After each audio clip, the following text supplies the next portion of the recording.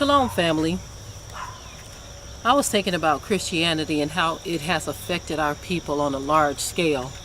I know we talk about Christianity a lot, and that's basically because so many of our family members and friends are still trapped in this strong delusion. And we even did a whole documentary that talked about Christianity, where it came from, what racial group presented it to us, and the whole thing of how it's been presented in a very deceptive way. Christianity has been a detriment to us. And what I feel is like it has actually helped to perform a spiritual lobotomy on us.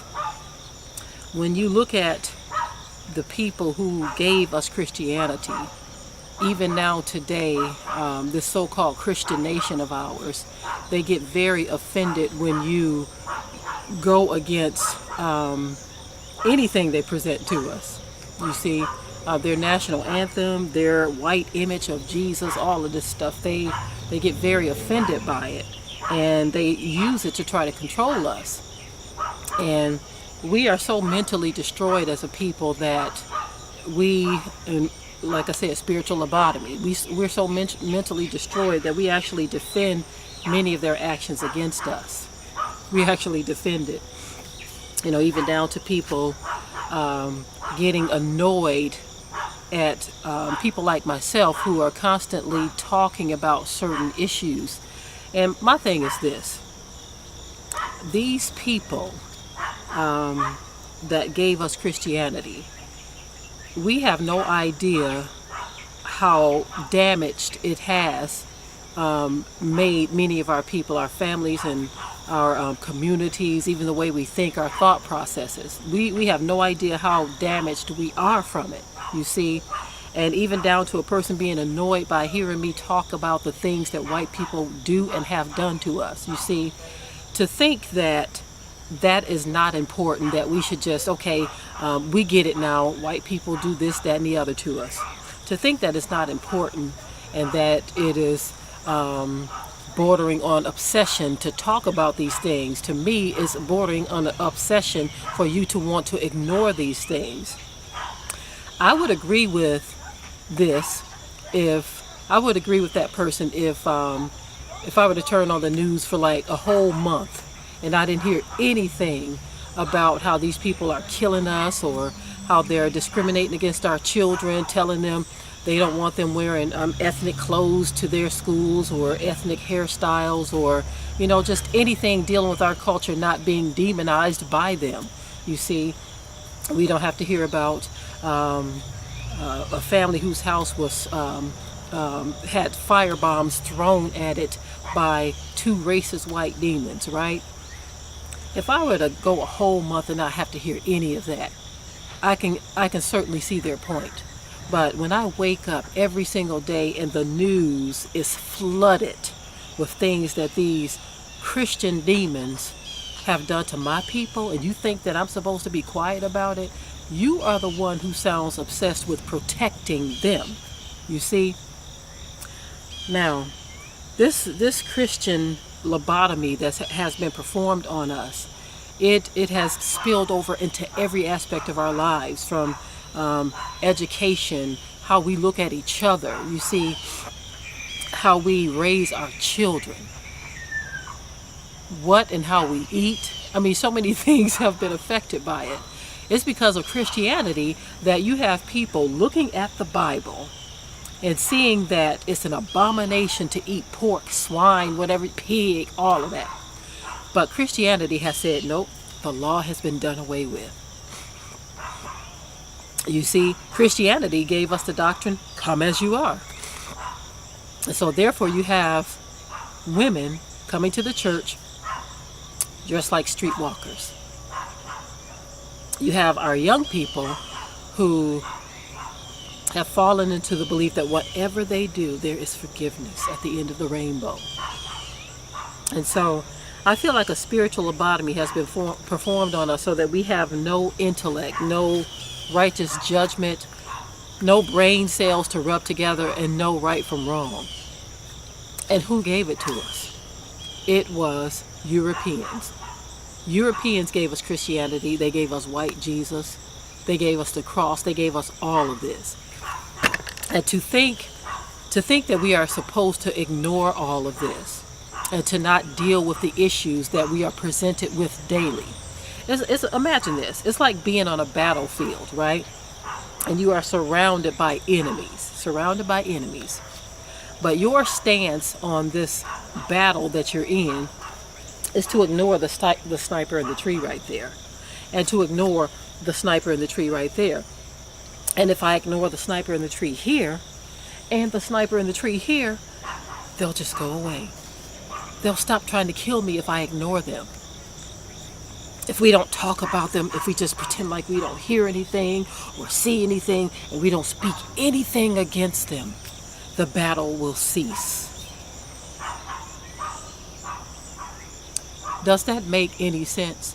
I kind of feel like our people being surrounded by enemies daily, enemies who make it known that they are there and that they are shooting their fiery darts constantly and daily. I feel like our people are sitting in the middle of the field, looking at one another, asking for their turn on Xbox. It's my turn to play Xbox, you see? And while you at it, why don't you go in that tent over there and make me a ham sandwich? I feel like we are sitting in the middle of La La Land, surrounded by enemies. And they're throwing everything at us to distract us from the truth. The fact that we are in a battle, and the fact that they are snipers in the trees taking us out one by one, or 10 by 10, or 100 by 100. You know, whatever the statistics are for our people that are dying of foodborne illnesses from the food that these people, these so-called white people, give us. People who are dying spiritually from the spiritual food of JC that these people have given us. People who are dying mentally from the damnable education that they are feeding us, feeding our children. You see? And even the water has been contaminated by these people. Every aspect of our lives have been affected by these Christian white folk. Every aspect of our lives. And yet you have folk who think we are supposed to just ignore that. And then when I look at even how some of us dress and how some of us wear our hair, we have taken their culture and we have applied it to ourselves. Many of us refuse to embrace our natural hair because these people say, look, I won't hire you unless you have your hair straightened or have on a wig or a weave. A lot of the newscasters, they have to wear their hair like Becky. They can't come there with a fro. Even in our schools, they're telling our kids, look, you cannot wear Afro puffs. That is not appropriate. Even in the schools. And when you think about the fact that our children are even going to their schools, that in and of itself is an atrocity.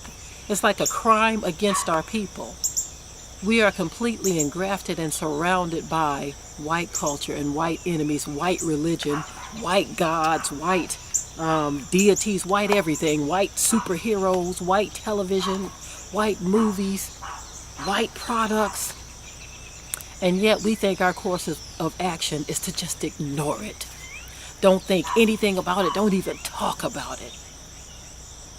You understand what I'm saying?